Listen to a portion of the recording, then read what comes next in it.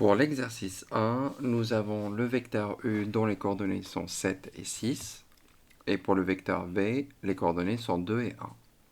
Pour calculer les coordonnées de U plus V, on va additionner les coordonnées une à une. Donc 7 plus 2, 9. 6 plus 1, ça fait 7. Pour avoir U moins V, on va faire les coordonnées de U moins les coordonnées de V. Donc 7 moins 2, ça fait 5. 6 moins 1, ça fait 5 également. Pour avoir les coordonnées de moins U, je prends les opposés de coordonnées de U, c'est-à-dire moins 7 et moins 6. Et pour avoir 4V, on va prendre les coordonnées de V, on va les multiplier par 4. Donc 4 fois 2, ça me fait 8. Et 1 fois 4, ça me fait 4. Et voilà, c'est terminé pour l'exercice 1. Pour l'exercice 2, on a un repère orthonormé OIJ et on a des vecteurs dont on va prendre les coordonnées. Donc premièrement, on va avoir les coordonnées de U. U, c'est 3 vers la droite, 1 vers le haut. Vous voyez bien, c'est 3, 1. Donc je vais avoir 3, 1. Pour le vecteur V, c'est 1 vers la gauche, donc c'est moins 1. Et 2 vers le bas, donc c'est moins 2. Pour BA, dans ce sens-là, d'accord, donc je pars de B pour aller vers A, je fais 4 pas vers la gauche, donc là ça fait moins 4, et je ne fais pas de déplacement vertical, donc c'est 0. Et pour le vecteur BC, ce que l'on va faire, donc c'est 3, 2. Lire les coordonnées, c'est plutôt facile.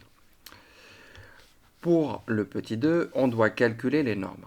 Donc je rappelle, pour calculer la norme du vecteur U, ce que l'on va faire, on va prendre le carré de chacune de ces coordonnées, et je prends la somme, et je prends la racine carrée de tout ça. Donc 9 plus 1, ça va faire 10, et racine de 10, je ne peux que l'écrire comme ça. Et voilà, c'est fini. Donc on va passer aux coordonnées du vecteur V pour calculer sa norme.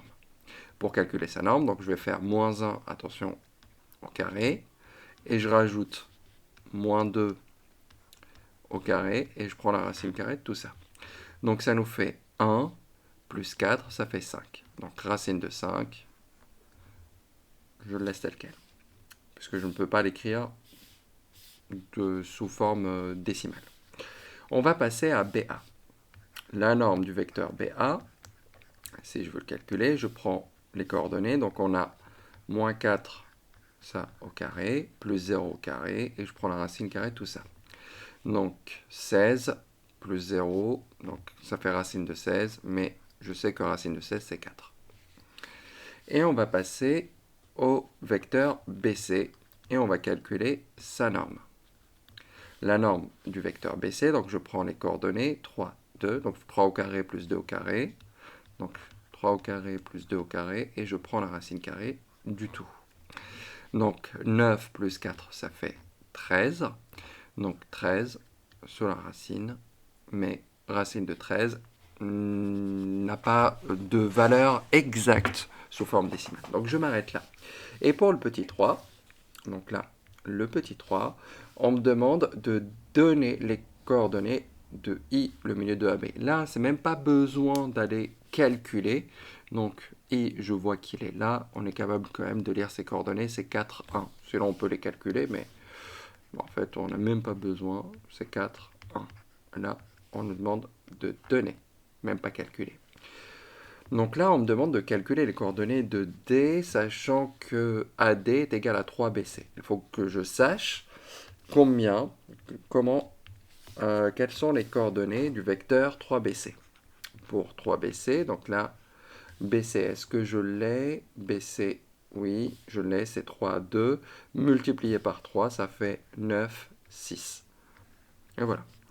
Donc, il va falloir que j'exprime les coordonnées de AD.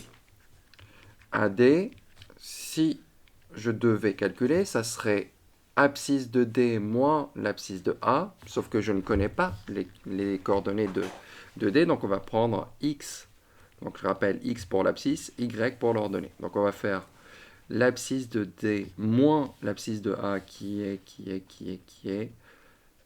2. Et Y, le D, moins l'ordonnée de A qui est 1. On sait qu'il y a égalité entre les deux. Donc ceci revient à dire que XD moins 2, c'est égal à 9, et que YD moins 1, c'est égal à 6. Les deux en même temps.